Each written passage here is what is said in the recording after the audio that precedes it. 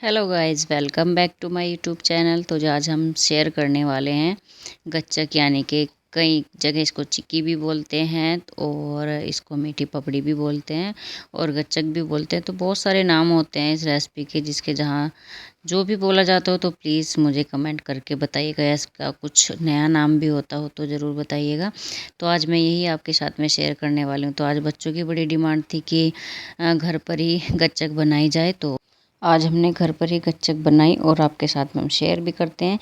अगर आपको मेरी ये रेसिपी पसंद आई तो प्लीज़ लाइक कमेंट शेयर ज़रूर कीजिएगा। तो यहाँ पर मैंने लिए हैं कुछ मूंगफली, उनको अच्छे से छील लिया है और उनका जो पतला छिलका होता है उनको भी उतार कर अलग कर दिया। उसके बाद हमने लिए एक कढ़ाई को थोड़ा सा गर्म होने के बाद आप उसके अंदर सारी मूँगफली डाल दीजिए। आप कच्ची मूँगफली का दाना भी ला सकते हैं, वो भी बहुत यूज़फुल होता है, आप उसको भी डाल सकते हो। मैंने यहाँ पर मूँगफली मंगाई थी, उसके बाद उनको छील के और अच्छे से उनका छिलका विलका सब निकाल के अच्छे तरीके से अब उनको मैंने इस तरीके से रोस्ट किया। तो पहले आप मूंगफली का थोड़ा कच्चापन निकाल लीजिए, क्योंकि मूंगफली कई बार सीली वाली भी आ जाती है, तो उनको थोड़ा सा रोस्ट कर लेते हैं। बहुत करारी सी हो जाती है जो खाने में बाद में बहुत अच्छी लगती है। तो थोड़ा सा इसको बस रोस्ट करना बहुत ज़रूरी होता है। तो इस तरीके से आप बहुत धीमी आंच पर इनको रोस्ट कीजिएगा। ये नहीं कि आपको फुल आंच करनी है, बिल्कुल आप उसको धीमी करिए फ्लेम को। उसके बाद इनको धीरे धीरे रोस्ट कीजिए। तो देखिए यहाँ पर जो मूंगफली हमारी अच्छे से रोस्ट हो चुकी है। उसके बाद हम इनको निकाल लेंगे एक प्लेट में और ठंडा होने के लिए रख देंगे। और उसके बाद हम जो गच्चक बना रहे हैं वो गुड़ से बना रहे हैं, तो गुड़ की ही गच्चक अच्छे लगते हैं।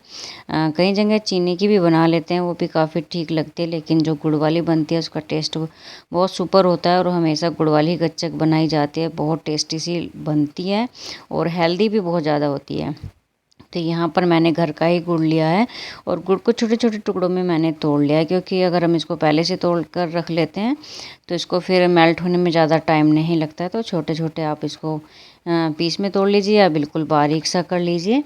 इस तरीके से तोड़कर आप उसको कढ़ाई में डाल दीजिए। तो यहाँ पर पानी वगैरह का हम कुछ भी यूज़ नहीं करेंगे और जो हमारी फ्लेम है उसको हमने बिल्कुल धीमा किया हुआ है और बस इसको इस तरीके से चलाते रहेंगे तो ये धीरे धीरे खुद ही मेल्ट हो जाएगा। ज़्यादा प्रॉब्लम नहीं आती है इसके मेल्ट होने में, थोड़ा सा टाइम लग जाता है। पानी हमने बिल्कुल भी यूज़ नहीं किया है। इसी तरीके से देखना सारा जो हमारा गुड़ है अच्छे से मेल्ट हो जाएगा। बस आपको इसे लगातार चलाना है, क्योंकि चलाओगे नहीं तो फिर ये जल जाएगा। और जब हम वो गच्चक बनाकर तैयार करेंगे तो उसमें फिर जलेबी की एक महक आएगी, खुशबू आएगी, कुछ भी बोल सकते हो, तो अच्छी नहीं लगती है बिल्कुल भी। और अगर आपको इसमें थोड़े थोड़े मोटे पीसेस लग रहे हैं तो आप स्पैचुला से इसको इस तरीके से दबा दबा कर थोड़ा सा मेल्ट कर लीजिए। तो उससे और जो हमारी टाइमिंग होती है और ज़्यादा बच जाती है। तो जी यहाँ पर जो गुड़ है वो धीरे धीरे मेल्ट होना शुरू हो गया है और कढ़ाई बहुत धीमी है, बिल्कुल भी फ्लेम हमने तेज़ नहीं की है। बस इसी तरीके से चलाते रहिए और गुड़ ऑटोमेटिक अपने आप मेल्ट होता चला जाएगा। अभी तो ये बहुत चिकट चिकट सा लग रहा है, लेकिन जैसे ये धीरे धीरे पूरा मेल्ट हो जाएगा तो इसको घुमाना भी बहुत आसान हो जाएगा। अभी तो इसके अंदर जो स्पैचुला है उसको निकालना भी बहुत मुश्किल सा हो रहा है, लेकिन धीरे धीरे सारा अच्छे से मेल्ट हो जाता है। देखिए यहाँ पर जो गुड़ है काफ़ी हद तक पूरा मेल्ट हो चुका है। जो एक दो पीसेस इसके अंदर दिखाई दे रहे हैं वे भी इसी तरीके से मेल्ट हो जाएंगे। धीरे धीरे आप स्पैचुला से उसको दबा दीजिए और इसी तरीके से पूरा गुड़ बहुत अच्छे से मेल्ट हो जाएगा। और आपको फ्लेम को धीमा ही रखना है, बिल्कुल भी हाई नहीं करना है। इसके बाद आप जब आपका गुड़ पूरा मेल्ट हो जाए तो आप उसके अंदर 1 चम्मच देसी घी डाल दीजिए। तो ये घर का ही घी है और इसकी जो खुशबू आती है बहुत अच्छी आती है जब इस तरीके से आप घी का यूज करते हैं।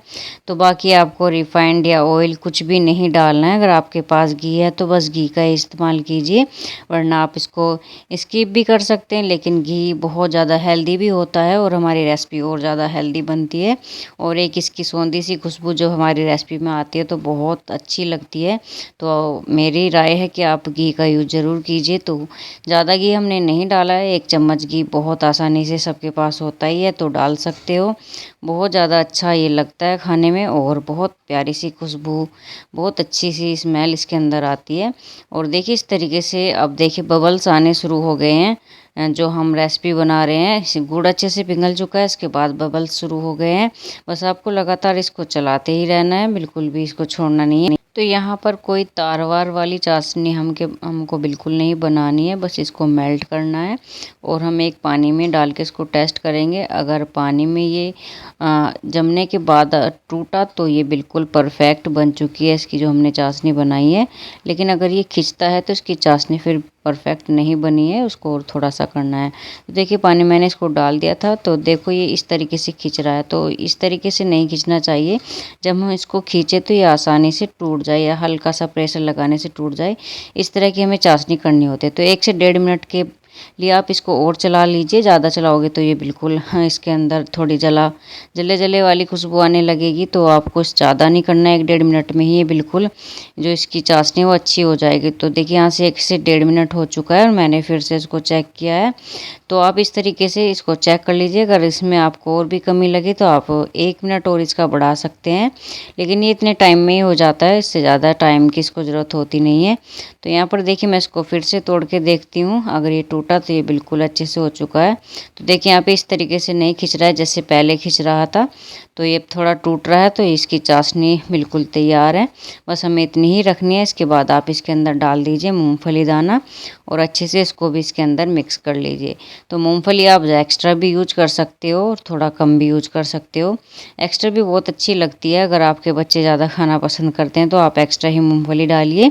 तो मेरे पास इतनी ही थी, मैंने इनका ही यूज कर लिया और इससे ही बच्चों के लिए मैंने गच्चक तैयार कर दी। तो बच्चे कई बार बिना टाइमिंग के भी डिमांड कर बैठते हैं, तो उनकी डिमांड पूरी करनी होती है। और जो चीज़ हमारे पास उस टाइम अवेलेबल होती है हम उसी से बच्चों के लिए झटपट से कुछ ना कुछ बनाकर तैयार कर देते हैं। तो वही चीज़ मैंने भी यहाँ पर की है। और देखिए इधर मैंने एक थाली ली है और थाली को अच्छे से ग्रीस कर लिया है। तो आप छोटी सी थाली ले लीजिए या जितना भी आपका बैटर है उसी हिसाब से आप कोई बर्तन ले लीजिए और उसी में आप उसको अच्छे से फैला लीजिए। तो आपको पहले इसको थोड़ा सा ठंडा करना है और ठंडा करने के बाद ही आपको उसको थाली में फैलाना है। ये नहीं कि आपने एकदम से फ्लेम को ऑफ किया और उसको एकदम सीधा पलट दिया। थोड़ा सा आप उसको कढ़ाई में फ्लेम बंद करने के बाद चलाइए, जिससे कि जो बैटर है थोड़ा सा ठंडा हो जाए और जब हम उसको पलटें तो आसानी से जम जाए, ज़्यादा टाइम ना ले। तो देखिए यहाँ पर मैंने पूरा बैटर निकाल लिया है और इस तरीके से आप स्पैचुला से इसको थोड़ा थोड़ा फैला दीजिए, क्योंकि इतना भी ठंडा नहीं होता है कि हम उसको हाथ से कर लें, तो थोड़ा गर्म ही होता है। आप उसको स्पैचुला से ही फैलाइए। अगर आप किसी चकले वगैरह पर इसको फैला रहे हैं तो आप उसको बेलन से भी बड़े आराम से कर सकते हैं। तो मैंने इसको थाली में ही फैलाया, क्योंकि थाली में से निकालना इसको बहुत आसान हो जाता है। तो पूरा ठंडा होने से पहले हम इसमें निशान बना लेते हैं कटिंग के, क्योंकि अगर ये पूरा ठंडा हो गया तो फिर ये कटना बहुत मुश्किल हो जाएगा। तो इसके जो पीस हमें करने हैं वो नहीं हो पाएंगे। तो मैंने इसको पहले ही निशान बना कर इसके अंदर रख लिए हैं। उसके बाद जब इस ठंडा हो जाएगा तो हम इसके पूरे पीसेस बाहर निकाल लेंगे। तो जितने भी बड़े साइज़ के आपको रखनी है गच्चक, उस हिसाब से आप इसके पीस बना लीजिए। तो मैंने इसके चौकोर पीस ही बनाए हैं। अगर आप अलग अलग फैला रहे हैं तो आप इसको गोल साइज में भी फैला सकते हैं, किसी भी शेप का आप गच्चक तैयार कर सकते हैं।